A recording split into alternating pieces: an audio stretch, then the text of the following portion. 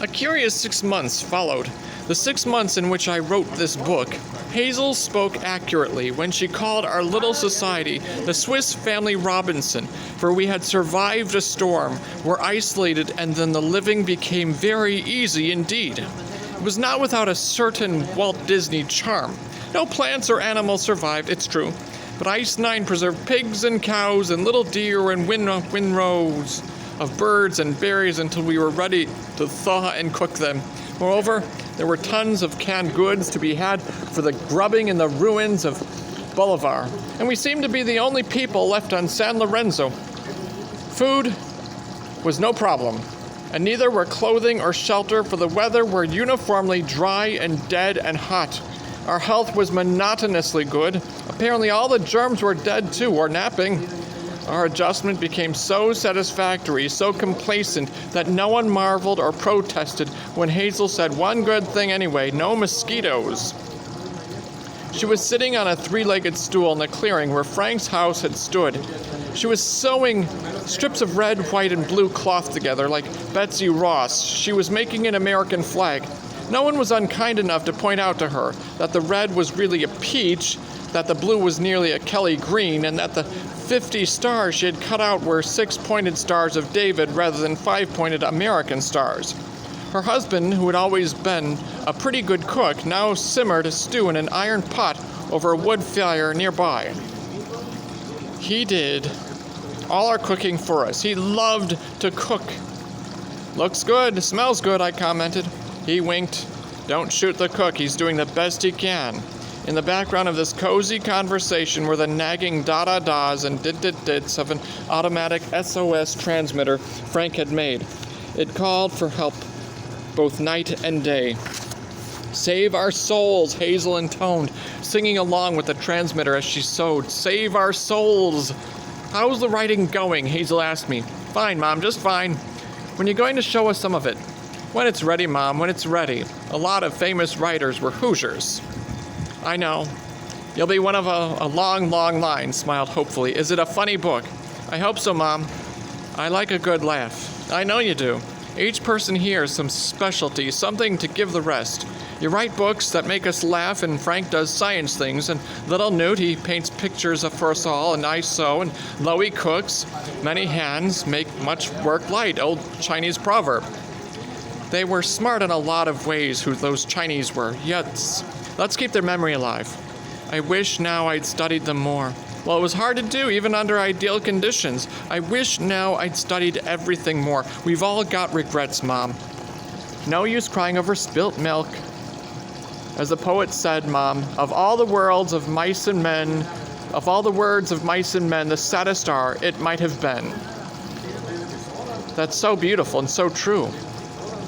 I hated to see Hazel finishing the flag because I was all balled up in her addled plans for it. She had the idea that I had agreed to plant the fool thing on the peak of Mount McCabe. If Lo and I were younger, we'd do it ourselves. Now all we can do is give you the flag and send our best wishes with you. Mom, I wonder if that's really a good place for the flag. What other place is there? I'll put on my thinking cap. I excused myself and went down into the cave to see what Frank was up to. He was up to nothing new. He was watching an ant farm he had constructed. He had dug up a few surviving ants in the three-dimensional world of the ruins of Bolivar. He had reduced the dimensions to 2 by making a dirt and ant sandwich between 2 sheets of glass. The ants could do nothing without Frank's catching them at it and commenting upon it. The experiment had solved in short order the mystery of how ants could survive in a waterless world. As far as I know, they were the only insects that did survive, and they did it by forming with their bodies tight balls around grains of ice 9. They would generate enough heat at the center to kill half their number and produce 1 bead of dew. The dew was drinkable. The corpses were edible. Eat, drink, and be merry, for tomorrow we die, I said to Frank and his tiny cannibals. His response was always the same. It was a peevish lecture on all the things that people could learn from ants. My responses were ritualized too. Nature's a wonderful thing, Frank. Nature's a wonderful thing. You know why ants are so successful? He asked me for the 1000th time. They cooperate. That's a hell of a good word. Cooperation. Who taught them how to make water? Who taught me how to make water? That's a silly answer, and you know it. Sorry. There was a time when I took people's silly answers seriously. I'm past that now. A milestone. I've grown up a good deal. At a certain amount of expense to the world, I could say things like that to Frank with an absolute assurance that he would not hear them. There was a time when people could bluff me without much trouble because I didn't have much self-confidence in myself. The mere cutting down of the number of people on Earth would go a long way toward alleviating your own particular social problems. I suggested. Again, I made the suggestion to a deaf man. You tell me who told these ants how to make water. He challenged me again.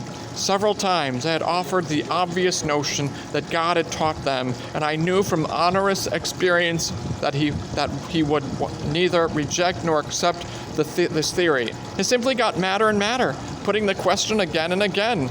I walked away from Frank just as the books of Bakunin advised me to do. Beware of the man who works hard to learn something, learns it, and finds himself no wiser than before.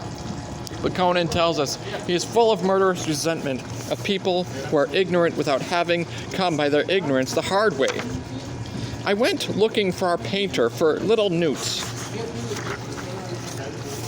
When I found little Newt painting a blasted landscape a quarter of a mile from the cave, he asked me if I would drive him into Bolivar to forage for paints. He couldn't drive himself. He couldn't reach the pedals. So off we went, and on the way I asked him if he had any sex urge left. I mourned that I had none. No dreams in that line, nothing. I used to dream of women 20, 30, 40 feet tall, he told me, but now, God, I can't even remember what my Ukrainian midget looked like. I recalled a thing I had read about the Aboriginal Tasmanians, habitually naked persons who, when encountered by white men in the 17th century, were strangers to agriculture, animal husbandry, architecture of any sort, and possibly even fire.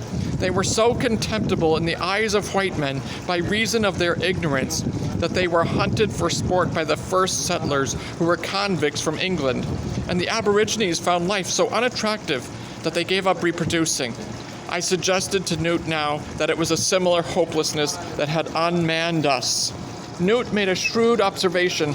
I guess all the excitement in bed had more to do with excitement about keeping the human race going than anybody ever imagined. Of course, if we had a woman of breeding age among us, that might change the situation radically. Poor old Hazel is years beyond having even a Mongolian idiot.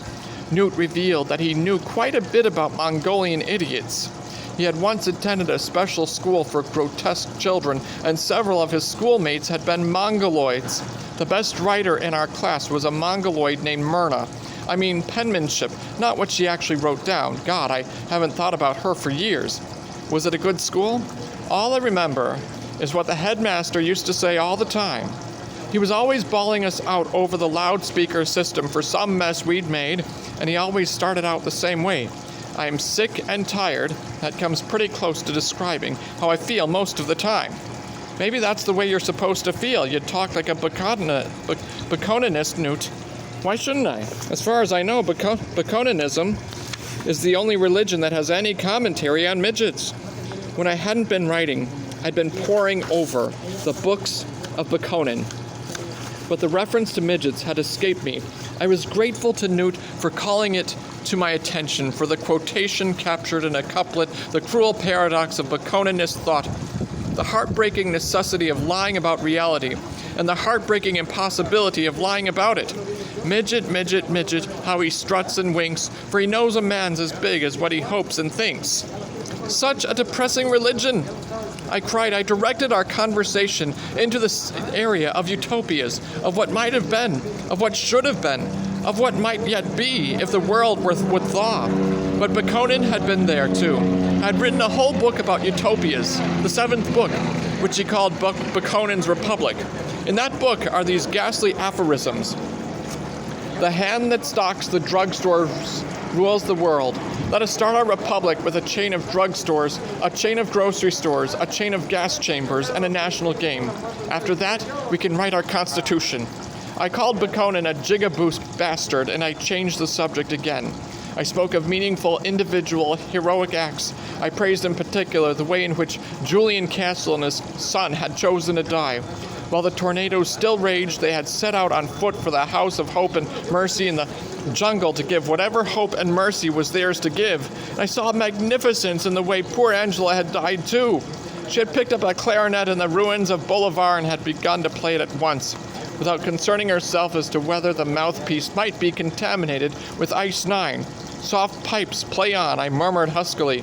Well, maybe you can find some neat way to die, too, said Newt. It was a Baconanist thing to say. I blurted out my dream of climbing Mount McCabe with some magnificent symbol and planting it there.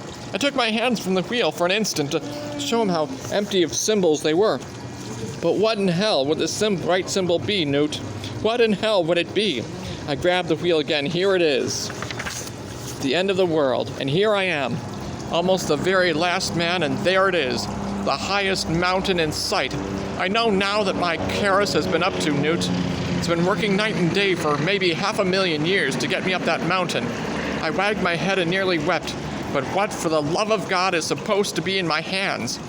I looked out of the car window blindly as I asked that, so blindly that I went more than a mile before realizing that I had looked into the eyes of an old man, a living colored man who was sitting by the side of the road. And then I slowed down and then I stopped. I covered my eyes. What's the matter? Asked Newt. I saw Baconin back there. He was sitting on a rock. He was barefoot. His feet were frosty with ice 9. His only garment was a white bedspread with blue tufts. The tufts said, Casamona. He took no note of our arrival. In one hand was a pencil, and the other was paper. Baconin, yes? May I ask what you're thinking? I am thinking, young man, about the final sentence for the books of Baconin. The time for the final sentence has come. Any luck? He shrugged and handed me a piece of paper. This is what I read. If I were a younger man, I would write a history of human stupidity. I would climb to the top of Mount McCabe and lie down on my back with my history for a pillow. And I would take from the ground some of the blue-white poison that makes statues of men. And I would make a statue of myself, lying on my back, grinning horribly and thumbing my nose at you-know-who.